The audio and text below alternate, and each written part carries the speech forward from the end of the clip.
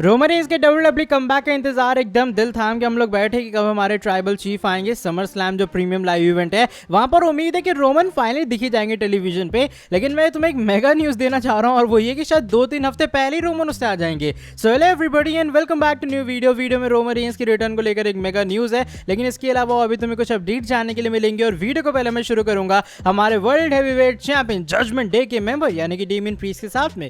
Damien Priest currently Judgment Day के साथ में वर्ल्ड चैंपियन भी वो है। उन्होंने अपने आप को लगातार प्रूव किया कि क्यों वो वर्ल्ड चैंपियन कहलाने के लायक भी हैं। लेकिन लगातार हम लोग देख रहे हैं जजमेंट डे के अंदर उसके लिए कुछ ज्यादा कुछ खास चीजें हो नहीं रही थी। अब रिया रिप्ली फाइनली वापस आई तो उन्हें थोड़ा सपोर्ट और हेल्प मिलने वाली है। बाय द वे एक हील सुपरस्टार, मान लो कोई सुपरस्टार रिंग के अंदर पड़ा हुआ है तो क्या करता है, वो जाके उसे चोक स्लैम देगा, उसे मारेगा जाके, लेकिन उसकी हेल्प कभी नहीं करेगा। तो डेमियन प्रीस्ट ने क्या किया, रिसेंटली लाइव इवेंट के अंदर जे उसो रिंग के बीचों बीच में पड़े हुए थे तो डेमियन प्रीस्ट रिंग के अंदर जाते हैं। पहले मुझे लगा उन्हें चोक स्लैम देने जा रहे हैं, लेकिन उल्टा उन्होंने अपने कहते हैं ना मदद का हाथ बढ़ाया जे उसो के लिए और उन्हें खड़ा किया उनकी फीट के ऊपर, जो कि फैंस को काफी सरप्राइज कर रहा था। एक तरह का शो ऑफ रिस्पेक्ट यहाँ डेमियन प्रीस्ट की तरफ से देखने के लिए मिली है जे उसो को लेकर। एंड इवन मैच खत्म होने के बाद दोनों आराम से एक दूसरे के साथ में थोड़ी देर खड़े भी रहते हैं। इससे ये पता लग रहा है कि डब्ल्यूडब्ल्यूई धीरे धीरे करके सही लेकिन सीड्स प्लांट कर रही है डेमियन प्रीस्ट के बेबी फेस टर्न के लिए। ऑलरेडी हमने बहुत सारी चीजें देखी जो कि ये बात बताते हैं कि डेमियन प्रीस्ट का फेस टर्न होगा कंपनी के अंदर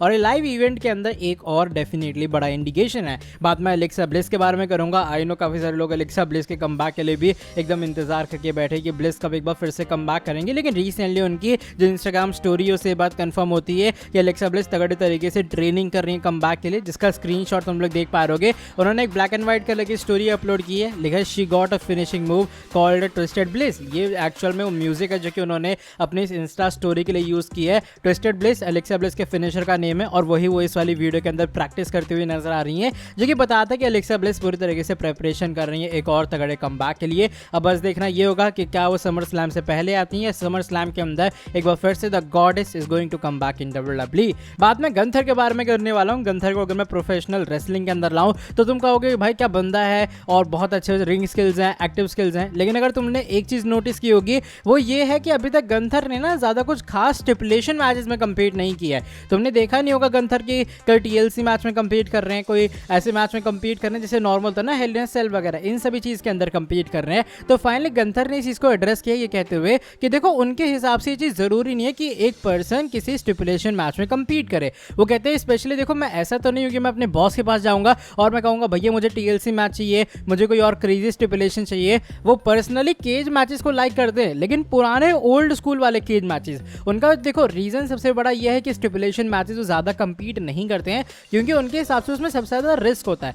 आजकल के लोग जो पूरा एनवायरमेंट है, मान लो हेल इन अ सेल है, हेल इन अ सेल के एनवायरमेंट को यूटिलाइज करने से ज्यादा गंथर का ऐसा बिलीव है यहाँ पर वो स्टंट्स परफॉर्म करते हैं, यहाँ पर वो ऐसी चीजें परफॉर्म करते हैं जो कि फैंस के दिमाग से ना जाए, यानी कि चीजों को मेमोरेबल बनाने के लिए वो चीजों को रिस्क पे डालते हैं और उनके हिसाब से एज अ परफॉर्मर उन्हें नहीं करना चाहिए। देखो उनके हिसाब से जो मैचेस है ना उसके अंदर जैसे मैंने कहा इन्वायरमेंट को यूज करना होता है, ना कि स्टंट्स परफॉर्म करने होते हैं चीजों को बेटर करने के लिए। दैट्स व्हाई गंथर ये चीज अवॉइड करते हैं कि भाई जो लोग आजकल के कर रहे हैं या फिर रेसलर्स कर रहे हैं कि वो इधर उधर से कूद रहे हैं चीजों को मेमोरेबल बनाने के लिए, गंथर को सभी चीजें पसंद नहीं है। दैट्स व्हाई वो स्टिपुलेशन मैचेस डब्ल्यूडब्ल्यूई के अंदर अवॉइड करते हैं। बात करते हैं अगली स्टोरी के बारे में। इस बार ट्रिपल एच एंड डब्ल्यूडब्ल्यूई के नेटफ्लिक्स वाली चीज के बारे में जुड़ी है। देखो मंडे नाइट रॉ नेटफ्लिक्स के ऊपर शिफ्ट होगा साल 2025 के अंदर। लेकिन हाँ ये बात यहाँ पर आ रही है सामने कि इंडिया के अंदर अभी भी जो सोनी लिव है उसके पास डब्ल्यूडब्ल्यूई के राइट्स है, तो सोनी लिव के ऊपर ही चीजें टेलीकास्ट होंगी। बाय द वे एक लाइव इवेंट के अंदर डब्ल्यूडब्ल्यूई वालों ने ये भी कंफर्म कर डाला है कि अब जो आने वाले सभी शोज होंगे इंटरनेशनल या ऑडियंस के लिए यानी कि स्मैकडाउन वगैरह भी,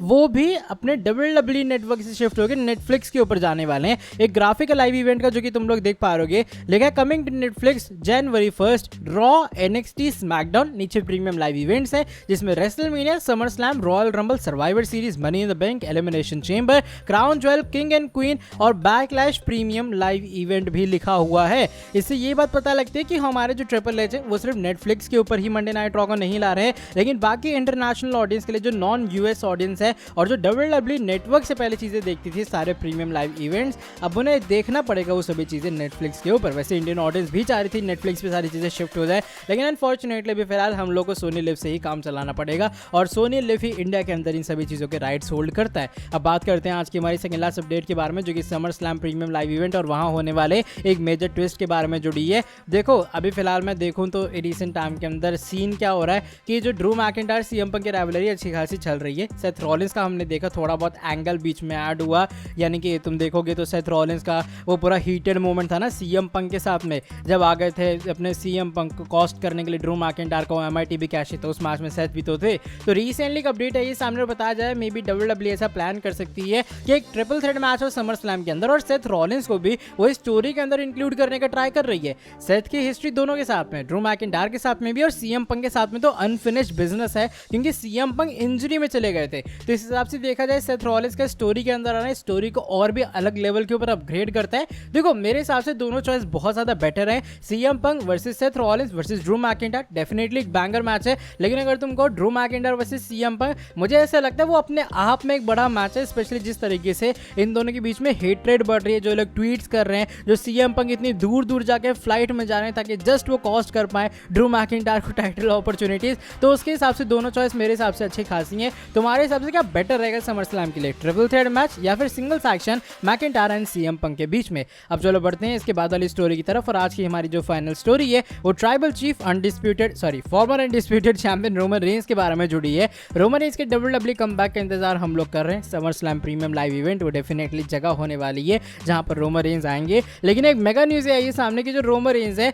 उनके आज से कुछ टाइम पहले रिटर्न ये भी डिस्कस हो रही थी कि 2-3 हफ्ते पहले हो जाए summer slam premium live event से। ये जो अपडेट है वो पीडब्ल्यू इनसाइडर की तरफ से आई है, जिसका स्क्रीनशॉट तुम लोग देख पा रहे होगे। लेकिन Roman Reigns is expected to return to WWE programming by SummerSlam. At one point there were plans for Reigns to return 2 to 3 weeks before SummerSlam event, यानी कि बताया जा रहा है कि डब्ल्यूडब्ल्यूई ऑफ कोर्स एक्सपेक्ट कर रही है कि जो रोमन रेंस है वो ऑफिशियली में समर स्लैम के अंदर आ जाएंगे। लेकिन एक पॉइंट पे डिस्कशन ये भी होता है कि जो रोमन रेंस है वो 2-3 हफ्ते पहले आ जाए समर स्लैम शो से। तो देखो समर स्लैम शो को होने में फिलहाल 2-3 हफ्ते ही बाकी हैं, तो शायद अगर डब्ल्यूडब्ल्यूई चाहे तो रोमन रेंस आने वाले स्मैकडाउन के अंदर अपना कमबैक करेंगे, या फिर डायरेक्टली मेरे हिसाब से वो समर स्लैम के अंदर ही आएंगे, क्योंकि वो आने वाले स्मैकडाउन में हो जाए आ जाए कमबैक कर लें तो बहुत अच्छी बात है। अभी तक अगर तुम ध्यान से देखोगे तो जो सोलो वर्सेस कोडी का मैच है वो भी ऑफिशियली अनाउंस नहीं हुआ है। कोडी ने जस्ट चैलेंज एक्सेप्ट किया था सोलो का, और उन्होंने ये कहा था कि हाँ भाई ये मैच निक ऑल्डेज से कंफर्म होना बाकी है। तो इमेजिन अगर अगले हफ्ते रोमन रेंस आते हैं और जो निक ऑल्डेज है वो मैच ऑफिशियली नहीं कर रहे हैं कोडी वर्सेस सोलो का, तो कहीं ना कहीं रोमन वर्सेस सोलो की जो कहानी है वो भी आगे बढ़ सकती है। बाकी लेट्स सी क्या होता है। अभी फिलहाल रोमन रेंस की कमबैक को लेकर ये कुछ अपडेट्स है, अब ज्यादा कुछ खास टाइम बचा नहीं है। ट्राइबल चीफ फिर से कमबैक करेंगे, ब्लड लाइन से आगे और बढ़ेगा और मजा डब्ल्यूडब्ल्यूई के अंदर और भी ज्यादा डबल होने वाला है। चलो by the way that is it for today video. अगर तुम लोग को ये वाली वीडियो पसंद आई है, वही पुराना काम करना है, नीचे वीडियो को लाइक करना है, चैनल को सब्सक्राइब करना है और बेल नोटिफिकेशन को भी कर देना ऑन। मैं तुमसे मिलता हूँ आके नेक्स्ट वीडियो के अंदर बहुत ज्यादा जल्दी। Till then bye bye, take care.